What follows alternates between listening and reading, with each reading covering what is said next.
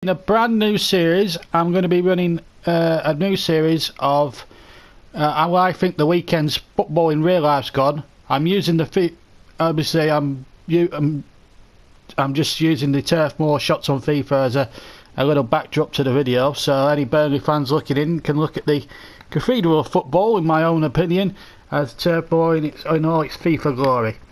Anyway, I will talk about Burnley and how we're doing in. How we did on Saturday in a minute, but first I'm going to talk Premier League. What's coming up in the show? It's a 15-minute show.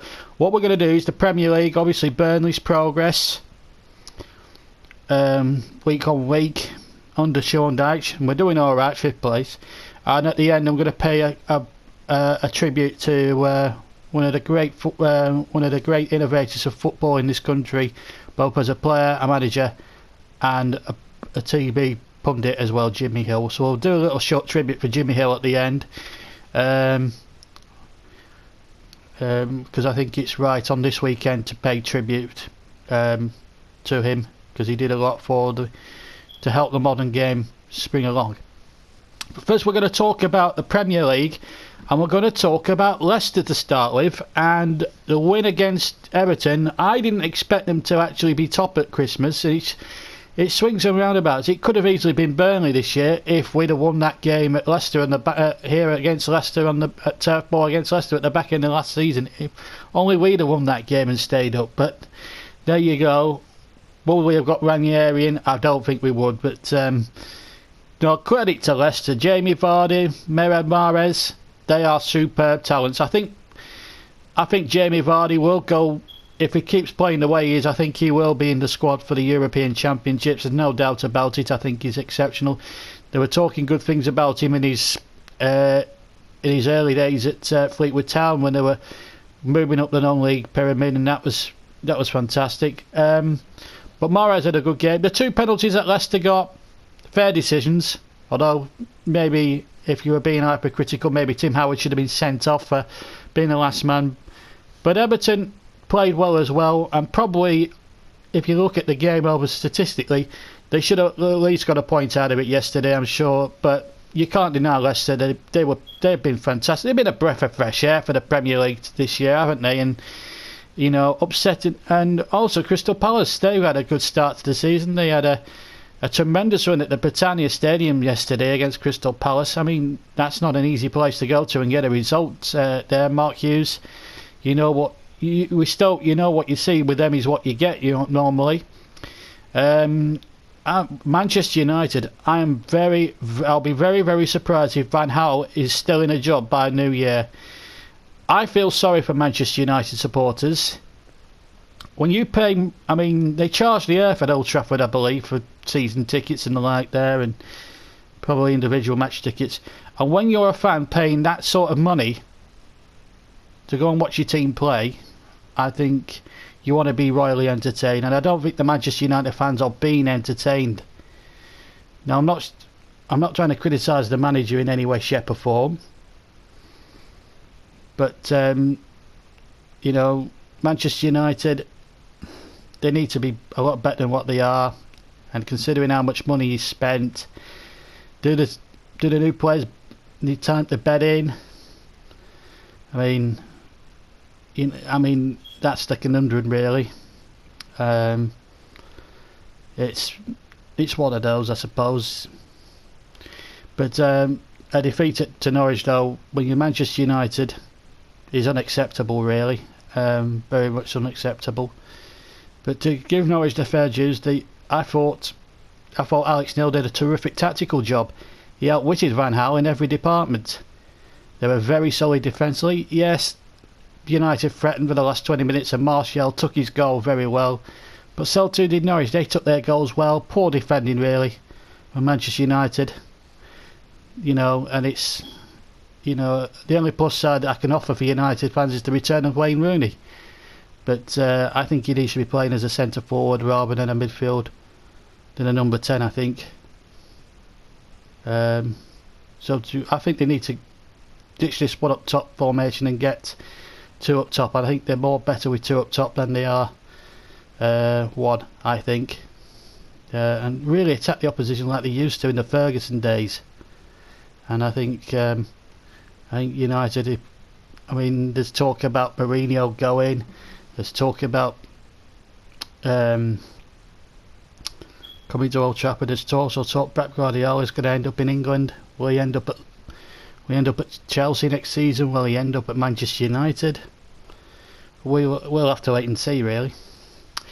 The performance that Chelsea put in post Mourinho was a disgrace. They only start playing when Mourinho goes out. I don't think there was too many players who were doing enough under Mourinho. I think they did it with the reason why they didn't try, really. And I have to agree with the fans, because they didn't want to play for Mourinho. I don't understand why. You know, I mean, the working man might not like his boss, but he'll put 100% in because he knows he needs to pay the bills. And I don't think these Chelsea players, certainly the foreign players, get that concept. You play for your place in the team. Mourinho's the manager. He can only dictate what goes on before the game. The players are on the field. They have to take a lot of the responsibility. John Terry came out and said that yesterday. That was very honest of the fella. But Chelsea did deserve the win, but you know, it's amazing when the underperforming players under Mourinho, as soon as he's gone, start performing again. Now, if I was a Chelsea fan, I'd be absolutely disgruntled with that. But there you are. That's the way it is. And Bournemouth, well, they're Bournemouth Clarets manager Eddie Howe. I mean, they've done terrifically well though. 9 points, beating Chelsea. Then the next week beating Manchester United, which I didn't think would happen, but they've taken advantage of teams that have been massively under pressure, big teams, and they just played their natural game. And Eddie Howe's had injuries, but he's not gone out and moaned about it. He's got on with the job, and Bournemouth are reaping the benefit because they're still being positive. They're not expected by many pundits to rip up the division, but they do well, and they battled well against a West Brom side. I thought James McClean. Listen, we all like a character. We all like a guy that wears his heart on his sleeve. But I thought James McClean was totally out of order yesterday. Yeah, Adam Smith caught him, but then you don't go around going for instant revenge, because at the end of the day, he could have broke the guy's leg. And in the end, that lets the team down, the supporters down. Tony Pulis condemned it yesterday, and then they go 1 down, get themselves back in the game. They go 2-1 down late on to Bournemouth, who actually played well. And then Rondon does an absolute stupid headbutt, and then I think he lashes out with his foot as well. And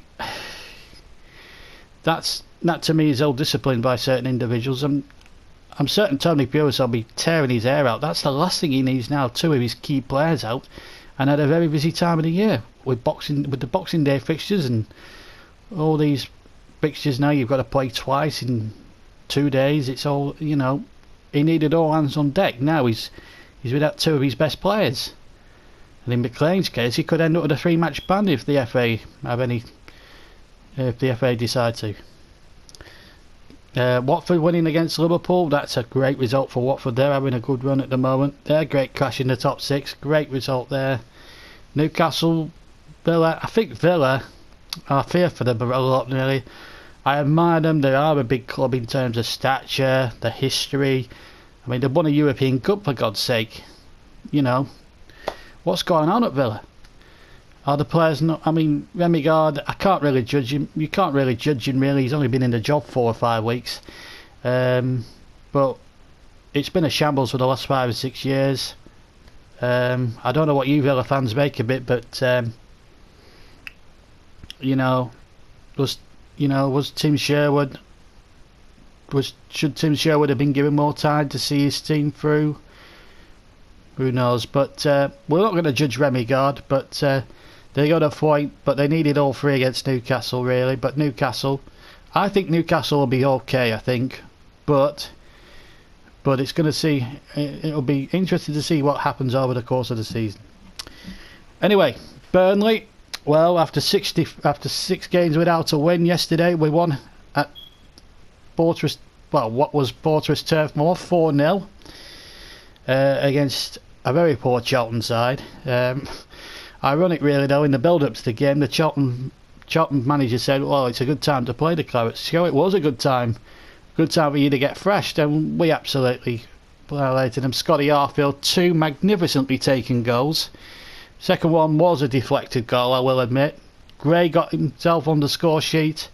He'd been without a goal, but he's our top scorer, and we've got, I think we do rely. I think the Clarets, I think we do as a team rely too much on Gray. I will admit. But he scored a terrific goal, and Sam Bolt's about time he started chipping in, because to me, the last few games I think he's been way below the standards he set when we last got promoted 2 years ago. I really do. I think I did for the last couple of games. I said Rowan Henning should have started. I have been saying that Rowan Henning should have started a couple of games after his scoring exploits against Cardiff to bring us back into contention there. We had a couple of bad defeats. The Preston one, I think we were robbed a little bit, but we were poor on the day. We didn't take our chances, and Preston did. But we were robbed by some very suspect refereeing by Kevin Friend that day, and then we lost to Middlesbrough. It was a poor game.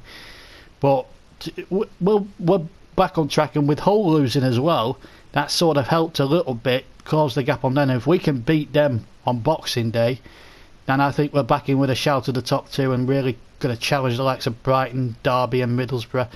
And I think, I think Brighton might start blowing up. They've had a terrific start, but now they've lost the game. They've lost 2 key players. I think you'll see Brighton now dropping quite a number of points now over the season. I don't know whether the Brighton fans will agree with me on that one, but that's how I see things anyway. Well, we're going to end the programme now. It is on a sad note, I'm afraid, because this weekend, as you all may have heard, was the sad passing of one of the doyen, I think, of football punditry, the original football pundit, Jimmy Hill, who died yesterday through Alzheimer's at the age of 87. So he had a pretty good life. In his 40 years in the game, he was a player, a manager. He was the chairman of the Professional Footballers Association, was a pundit at ITV, BBC, Sky. He did everything. He even, I think, in one game, I think Arsenal-Liverpool game, I think it might have been 1972, I think, he came on as an emergency linesman and ran the line at Highbury.